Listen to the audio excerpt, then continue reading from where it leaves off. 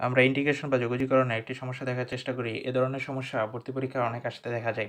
তো এখানে দেওয়া আছে যে ইন্টিগ্রেশন e⁻³ এবং লোয়ার লিমিট e⁻² এবং মূল রাশিটা হচ্ছে ln x⁻³ তো এখানে মূল রাশিটা যদি লিখি ln x⁻³ এবং x, এই রাশিটাকে আমরা এভাবে লিখতে পারি না ln x⁻³ ইন্টু 1/x। তো এখানে একটা জিনিস দেখতে পাচ্ছি যে ln x এর ডিফারেন্সিয়েশনের যে মান সেটা ln x এর সাথে গুণ অবস্থায় আছে, এখানে পাওয়ার যেটাই থাক সমস্যা নেই।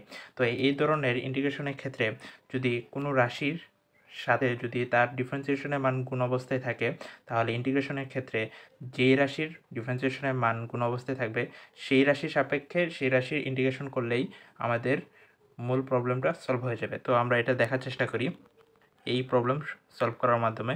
তো এখানে দেওয়া আছে যে ইন্টিগ্রেশন e² এবং e⁻³ তো এখানে যেহেতু ln x এর সাথে ln x এর ডিফারেন্সিয়েশনের মান গুণ অবস্থায় আছে, তাহলে আমরা ডিরেক্ট লিখতে পারি ln x³ d। ln x এর সাপেক্ষে ln x এর ইন্টিগ্রেশন করব ln x। আশা করি এই জিনিসটা ক্লিয়ার হয়েছে। তো এখন খুব ইজি।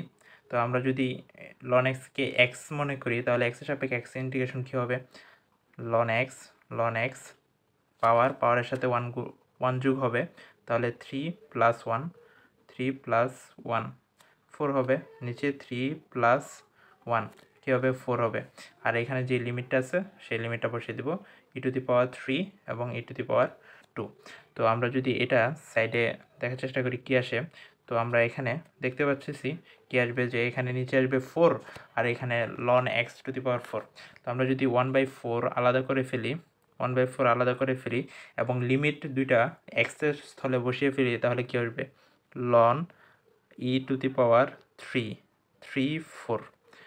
4 minus ln e⁻²। তাহলে আশা করি এই জিনিসটা ক্লিয়ার হয়ে গেছে। তো আমরা জানি কি ln e এর মান হচ্ছে 1, তাহলে এখানে মূল জিনিসটা কি আসতেছে 1/4 যেহেতু ln e এর মান হচ্ছে 1, তাহলে সে 3 4 মাইনাস 2 4।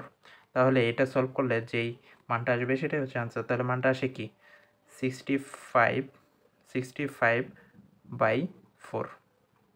তাহলে আশা করি এই জিনিসটা ক্লিয়ার হয়েছে।